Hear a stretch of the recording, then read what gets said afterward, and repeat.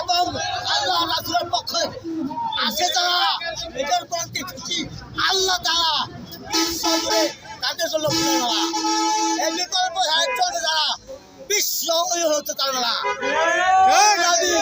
চিরতরের জন্য বাংলাদেশ সারা বিশ্ব থেকে বন্ধ করতে হবে।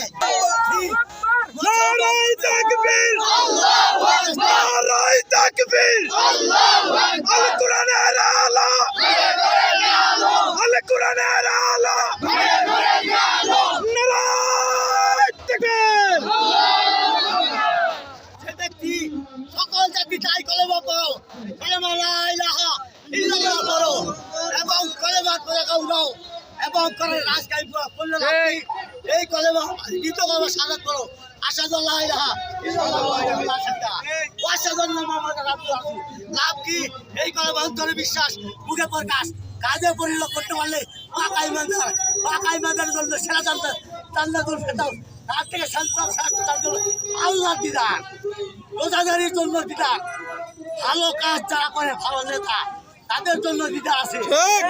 ইসলাম আগুন জ্বালায় না, তারা আগুন জ্বালানোর জন্য চেষ্টা করে তাদেরকে আমরা জোতা দিয়ে ঠান্ডা করবো, তাদেরকে জোতার কথা দিয়ে ঠান্ডা করবো।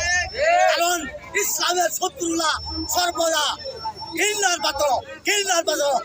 পাত্র। আর ইসলামের যারা ভালো, ইসলামকে যারা মেনে সারা বিশ্বের জন্য সম্মানের পাত্র, এই জায়গাটা আমার সম্মানের পাত্র এবং সাইদির অনুসারীরা সম্মান পাত্র।